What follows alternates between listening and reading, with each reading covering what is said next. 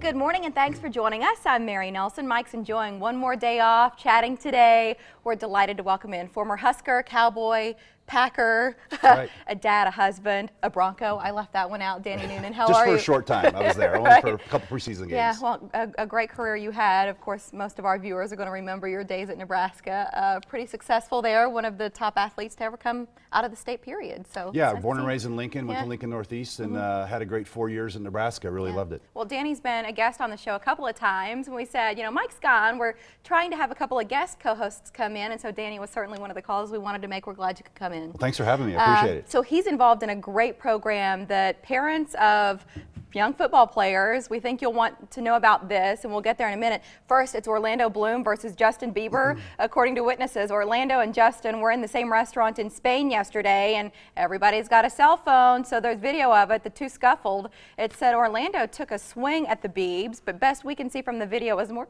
of a shove, but Justin immediately left the restaurant. The crowd, which included Paris Hilton, Lindsay Lohan, and Diddy, was clearly on Team Orlando. When Justin left, they all applauded. Here's some history. It's been rumored that Orlando's ex, Miranda Kerr, and Justin have spent some time together. Same goes for Orlando and Justin's ex, Selena Gomez. I don't know, keep your nose clean. You don't have to worry about it, Danny. Well, wasn't Orlando Bloom in that movie, The Gladiator? I mean, he should know how to fight, right? He Right. should be able to take, Well, I mean, if he can pull out a sword and fight Brad Pitt, he can definitely take the Biebs. Justin Bieber out? Yes. I like it. You call him the Biebs. Yeah. Mike refuses to say his name because he's so fed up with this guy and his antics. Oh, yeah. He's like, he calls him Bustin' Jeeber. Oh, yeah. He's like, I don't even want any part of this story.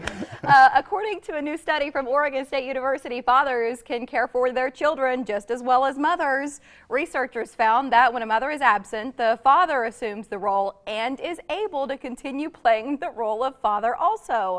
This ability comes from the flexibility of the dad's brain to shift between emotional, nurturing responses and logical mental processing. For example, brain scans found that when a mother is present, the father's brain is less active emotionally. It's as if the brain knows that the nurturing part of parenting is covered and it can focus on strategy and problem solving.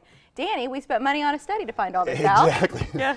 The funny thing about it is my wife would laugh about my brain's less active no matter what, right? So I have that selective hearing sometimes No, too. I get that. Yeah. I'm married to one of those. Yeah, exactly. But no, I think, I mean, obviously the men's, at least my style is much different than my wife's, but at least they're fed and they're clean. They may not be matching. Right. She's given me a hard time about that before, but at least they're clean and they're fed, right? You've got five. I've got five, yeah, kids. from age 21, 18, twins that are 9 and then an 8-year-old. So. Wow, I saw a story.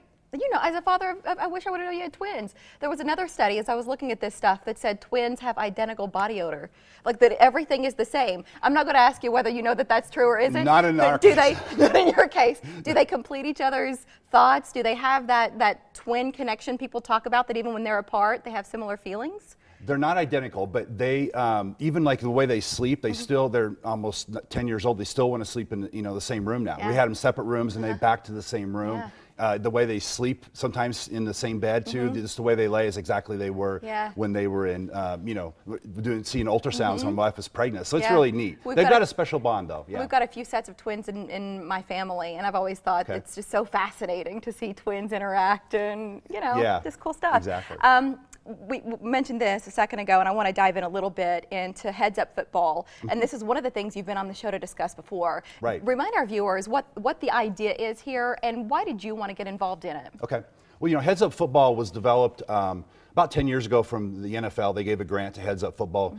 And basically what they're trying to do is educate parents, coaches, on how to, what to look for in concussions, what to look for as far as dehydration, and also equipment fitting as well. Because right now I've got 5 kids, 4 of them are actually participating in football at some level, and we just actually did a fitting last night for my twins that are doing tackle football for the first year. They gave me a hard time. It's like, Dad, did they have face mask when you were there? I said, I'm not that you old. were wearing leather helmets in your day.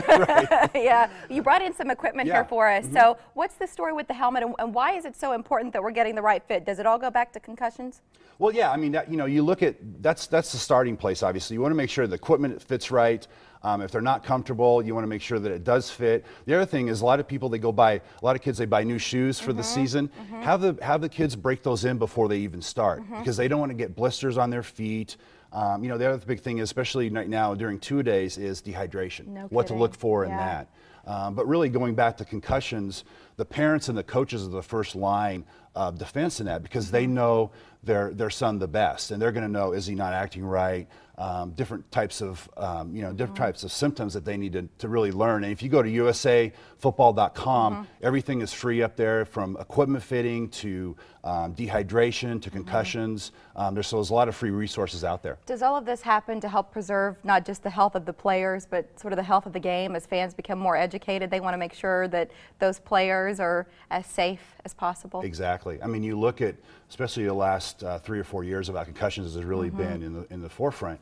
And USA Football is trying to educate parents that it can be a safe game, but you have to do it right. And they're also making sure that we have standards throughout the country that everybody follows. Yeah. So it's a really neat program that he didn't have when I was playing, unfortunately, because I remember a lot of the drills that we did really were a lot of them were unnecessary to teach kids how to play football. And USA Football is trying to make sure that kids learn football, but they do it in the safest manner possible. It's great you're involved in it. Yeah. And the website, we showed it to you a moment ago. We'll try to get linked back to our website as well.